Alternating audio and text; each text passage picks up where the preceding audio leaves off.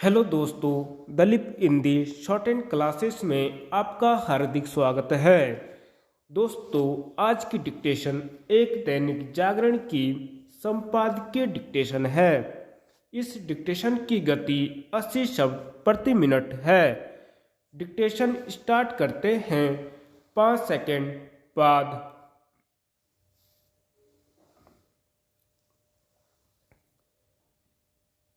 नशा मुक्त भारत। गृह मंत्री अमित शाह ने देश में नशे के कारोबार से निपटने के लिए केंद्र और राज्यों से मिलकर लड़ने की जो आवश्यकता रेखांकित की, वह समय की मांग है। कम से कम यह ऐसा विषय नहीं जिस पर राज्यों और केंद्र सरकार की एजेंसियों में किसी तरह का मतभेद दिखे। जहां नशे का चलन नई पीढ़ी को बर्बाद कर रहा है, वहीं उसका कारोबार आतंकियों और अपराधियों के लिए मददगार बन रहा है।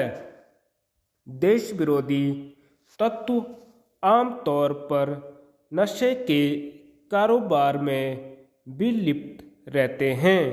नशे का कारोबार देश के अर्थतंत्र को भी कमजोर करने का काम करता है।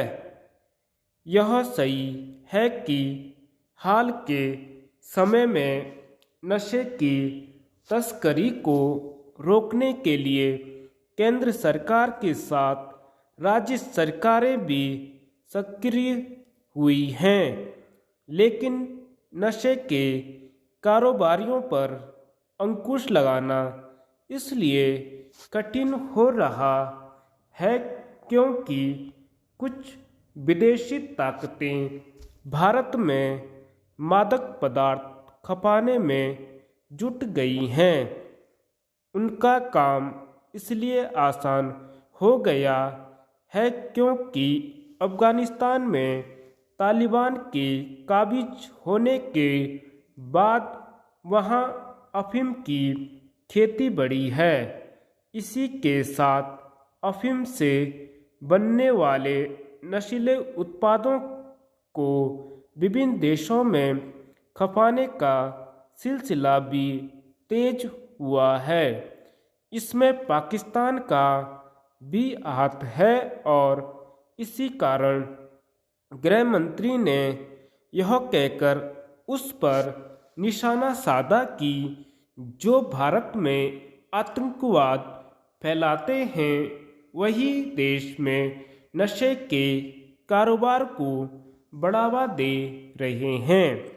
एक ऐसे समय जब नशे के कारोबारी असमय रास्ते और यहाँ तक कि ड्रोन सुरंग के जरिए भी सीमांत राज्यों में मादक पदार्थ भेज रहे हैं, तब केंद्र और राज्य की सभी एजेंसियों को सतर्कता बरतने के साथ ही आपसी समन्वय भी बढ़ाना होगा। यह अच्छी बात है कि नशा मुक्त भारत का सपना साकार करने के लिए लोकसभा सदस्यों ने नशे के विरुद्ध व्यापक अभियान चलाने और सामूहिक से कार्य करने का संकल्प लिया, लेकिन यह संकल्प भाव जमीन पर भी नजर आना चाहिए। यह अपेक्षा इसलिए क्योंकि कुछ सीमांत राज्यों ने सीमा सुरक्षा बल को नशे के तस्करों के खिलाफ कार्रवाई करने के अधिकार का विरोध किया है। इस विरोध का कोई औचित्य नहीं, क्योंकि यदि सीमाओं की सुरक्षा कर रहे केंद्रीय बल नशीले पदार्थों की बरामदी और नशे के तस्करों को गिरफ्तार करने में समक्ष रहते हैं तो उन्हें उनके खिलाफ मामला दर्ज करने का भी अधिकार मिलना चाहिए। समझना कठिन है कि कुछ राज्य सीमा सुरक्षा बल को दिए गए इस आवश्यक अधिकार पर आपत्ति क्यों जता रहे हैं। इस आपत्ति से तो केंद्रीय सुरक्षा बलों के प्रति अविश्वास ही प्रकट होता है। नशा मुक्त भारत के संकल्प को पूरा करने के लिए यह भी आवश्यक है कि नशे के चलन के विरुद्ध समाज भी जागरूक हो, क्योंकि युवाओं को नशे के दलदल में धकेला जा रहा है। सशक्त उत्तराखंड। मध्य हिमालयी राज्य उत्तराखंड को वर्ष 2025 तक देश के श्रेष्ठ राज्यों की श्रेणी में शामिल करने का धामी सरकार ने संकल्प लिया है।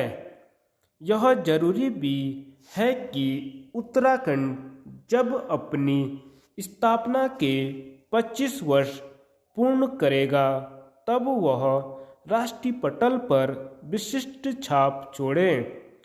केंद्र सरकार की भी राज्य से यही अपेक्षा है। इस दिशा में सरकार ने कदम आगे बढ़ाए हैं।